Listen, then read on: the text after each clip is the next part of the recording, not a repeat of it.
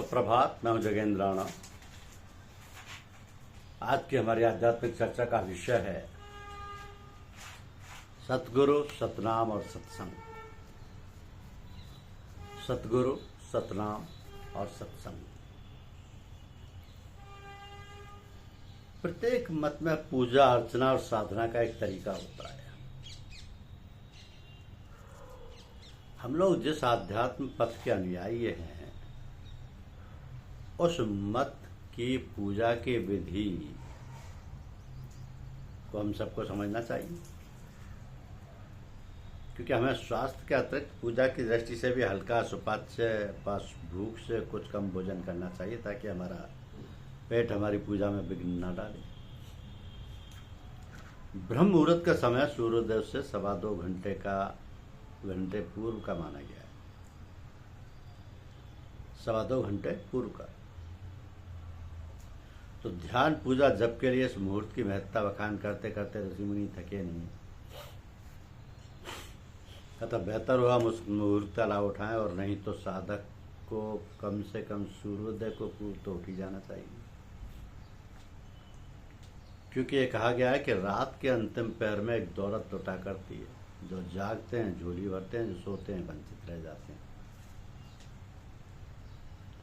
सवेरे आँख खुलने पर सर्वप्रथम मन ही मन माता पिता, गुरु और धरती माँ को नमन करे तथा अपना मंत्र जपते जपते पैर नीचे उतारे। स्वर विज्ञान के अनुसार यहाँ यह भी बताया जा सकता है कि वही पैर धरती पर पहले रखे जो स्वर अधिक चल रहा हो। शौच क्रिया से निवृत्त हो, पूरे शरीर का ढंग से स्नान करे। पूरे शरीर का स्नान के बाद साफ स्वच्छ बस धुले वस्त्र धारण करे। वस्त्र ढीले हों, और क्या ही अच्छा हो यदि पूजा के वस्त्र अलग हों, यानी उन वस्त्रों का उपयोग केवल पूजा के समय करे। तो पूजा का आसन अलग हो, आसन कुचालक हो, यानी भूमि से गर्मी दे न सके। आसान ना तो कठोर है और ना ही अधिक मुलायम। काले ऊनी कंबल की यदि तह बना ली जाए तो एक अच्छा आसन बन सकता है। पूजा का स्थान भी नहीं है तो वहाँ केवल पूजा संबंधी चित्र, पुस्तकें इत्यादि के अतिरिक्त घर गृहस्थी का सामान ना हो तो अच्छा है। आप पूजा के स्थान पर अपने इष्ट का चित्र रख सकते हैं। अपने गुरुदेव को मन से स्नान कराकर अच्छे स्वच्छ कपड़े पहनाएं, तिलक चंदन दें, दिया धूप जलाएं। अब दाएं पैर से आसन पर जाएं। यदि पद्मासन से ना बैठ सकें तो सुखासन में बिना कोई सहारा लिए बैठें। अब अपने गुरुदेव को हाजिर नाजिर मानकर कोई प्रार्थना गाएं, ताकि लय बन जाए। प्रार्थना के उपरांत जितना संकल्प हो, संभव हो उतना ध्यान, जाप इत्यादि करें। तो पूजा के पीछे कुछ देर पूजा के ही स्थान पर शांत बैठे रहना चाहिए। अब बाएं पैर से पूजा के आसन से बाहर आएं और गुरुदेव के चरणों पर इस प्रकार सिर झुकाएं, मानो उनके साक्षात जीवित शरीर को प्रणाम कर रहे हो। तो इस मार्ग में 3 मुख्य स्तंभ हैं: सतगुरु, सतनाम और सत्संग। यानी गुरु पर विश्वास, सतनाम, मंत्र जाप और सत्संग, भंडारों में शिरकत जितना करें कम है। गुरु के चित्र का भी वैसा ही सम्मान करें जैसा उनके जीवित शरीर का करते हैं। पूजा चाहे थोड़ी देर करें, परंतु निरंतर करें। जैसे बारिश की मिसाल से समझा जा सकता है। जब बारिश थोड़ी थोड़ी होती है तो वो भूमि में समा जाती है और वनस्पति को पोषित करती है। तेज बारिश बह जाती है, उससे उतना फायदा नहीं होता जितना धीमी धीमी से होता है। तो हम शारीरिक रूप से पूजा करने का प्रयास क्यों करते हैं? ये इसलिए करते हैं कि जितने अधिक व्यक्ति एक साथ मिलकर ध्यान, पूजन, भजन करते हैं, क्रिया उतनी ही सरल सुगम हो जाती है। गुरु के यहाँ जब भी जाएं तो खाली हाथ ना जाएं, कुछ लेकर जाएं। भेंट चाहे थोड़ी हो, परंतु अच्छी से अच्छी हो। गुरु के यहाँ आने पर ध्येय सर्वप्रथम उन्हें प्रणाम कर उपस्थिति दर्ज कराने का होना चाहिए, और जब वापस चलें तब भी उन्हीं से आज्ञा लेकर चलें। तो जिस प्रकार कोई स्त्री अपने पति को भेद नहीं खोला करती है, उसी प्रकार किसी शिष्य को अपने गुरु के भेद, यानी बख्शी हुई नियामतें नहीं खोलनी चाहिए। गुरु के भेद खोलना खतरे से खाली नहीं होता। यूँ कभी कभार गुड फेथ में कुछ बातें खोली जा सकती हैं। सूफी संत मत में कोई दावा या वादा नहीं किया जाता, ना ही किसी से कोई अपेक्षा की जाती है। यदि कोई मुमुक्ष होता है तो आगे बढ़कर उसकी निःशुल्क सेवा की जाती है। तो शिष्य को ऐसा चाहिए कि गुरु को सर्वस्व दे, और गुरु को ऐसा चाहिए शिष्य से कुछ ना ले। गुरु भगवान को अहंकार कतई अच्छा नहीं लगता, उसे गिड़गिड़ाहट पाती है। अतः वो उनसे जब कोई विनती करे तो बड़े विनम्र होकर करे। कहा गया है कि जब कोई शिष्य अपने गुरु का आदर सत्कार करता है तो सभी गुरुओं देवी देवताओं का आदर सत्कार हो जाता है। अतएव हमें अपने गुरु के आदर सत्कार में कोई कसर बाकी नहीं रखनी चाहिए।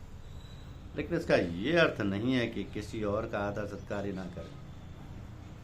इस रास्ते का गुरु अपने शिष्यों की आध्यात्मिक प्रगति पर पर्दा डाल दिया करते हैं, ताकि शिष्य को अहंकार ना हो जाए तथा आखिरी वक्त पर पर्दा हटाकर ईश्वर के दरबार में दाखिल कर देते हैं।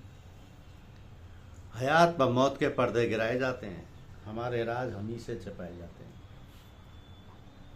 संत मत का सदगुरु अपने शिष्य को बिना शर्त अपने कंधे पर बिठाकर ईश्वर के दरबार तक ले जाता है। तब ये कहा गया कि सब धरती का गत करूं, डेकरी सब बन रहा है। 7 समुद्र की मसी करूं, गुरगुन लिखा न जाए।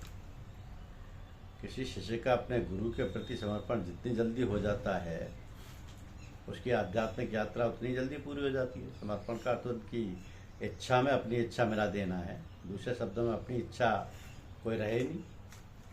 इच्छा आ गई, चिंता गई, मनु अबे पर जिनको कुछ नहीं चाहिए वे शान के साथ। आईने में एक वक्त में सिर्फ एक शक्ल ही ठीक ठीक नजर आया करती है। इसी प्रकार हमारे दिल में एक वक्त में एक ही ख्याल मुख्यतः लिए रहता है। तो यदि हम अपने पीर के ख्याल में रहा करें तो दुनिया के अवांछित ख्यालों से सुरक्षित रहेंगे।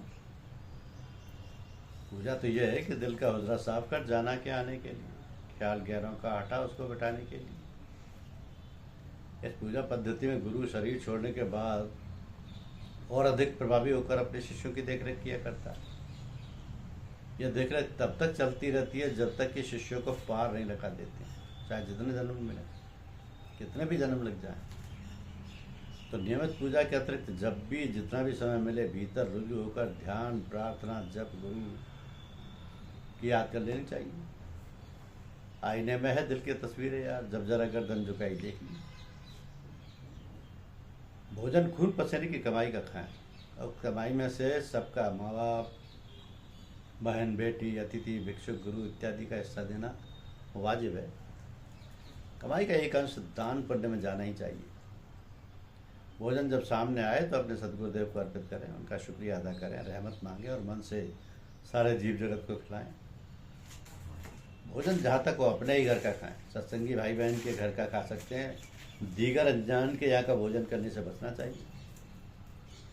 किसी साधक को दावतों में जाने से बचना चाहिए, पता नहीं वहाँ भोजन कैसे अन्न का हो, और वहाँ तमाम दीगर ख्यालात के व्यक्ति होंगे, उनका हम पर गलत असर पड़ने का डर रहेगा। यदि दावतों में जाना ही पड़े तो अपने गुरु के सुमरन को मजबूती से पकड़े रहना चाहिए।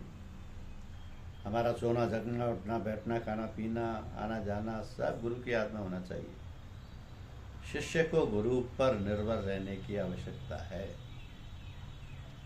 गुरु को सिर पर राखिए, चलिए आज्ञा माई, कह कबीर बा दास को 3 लोक में नाई। किसी अन्य के बिछौने पर बैठने सोने से बचें। यदि ऐसा करना ही पड़े तो उस पर अपना कपड़ा बिछा लेना चाहिए।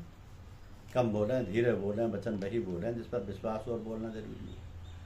अपने गुरु के अतिरिक्त किसी और के सामने हाथ फैलाना सख्त बेअदबी है। जो कुछ मांगना हो केवल अपने पीठ से मांगे, किसी अन्य से कतई नहीं। हम अपने गुरु से अपनी सभी इच्छाओं को खोल कर कह सकते हैं, परंतु बाद में ये कहना चाहिए कि आप जैसा मुनासिब समझें। किसी भी हालत में अपनी इच्छा पूर्ति के लिए जिद नहीं करनी चाहिए, क्योंकि गुरु ने हमें न जाने कितनी नियामतें बख्शी होती हैं। हम नित्य प्रति उनके लिए शुक्रिया अदा करना वाजिब है। जो ना हासिल हो सका उसका तो कुछ शिकवा न कर, शुक्र कर उसका जो नादा तुझको हासिल हो गया। तो साधकों को प्राय 3 चीज़ों की ललक रहा करती है, परंतु वह 3 चीज़ें बड़ी खतरनाक, पाताल में गिराने वाली साबित हो सकती हैं। वह है धन, सिद्धियाँ और बुद्धि। धन होगा तो सारा धन का हो जाएगा, पूजा छूट जाएगी। सिद्धियाँ मिल जाएंगी तो साधक चमत्कार दिखाएगा, अहंकार आ जाएगा, रास्ता रुक जाएगा। बुद्धि होगी तो साधक चतुराई, होशियारी बरतेगा, सीधी सादी सरलता चली जाएगी। तो एक सच्चा साधक अपने को जाति, संप्रदाय, धर्म व देश की दीवारों में कैद नहीं करते। उसके लिए वसुधैव कुटुंबकम होता है, वसुधैव कुटुंबकम। तो सांसों के पर्दे पर बजता ही रहा साज हयात, मौत के कदमों की आहट तेज तर होती है। धन्यवाद।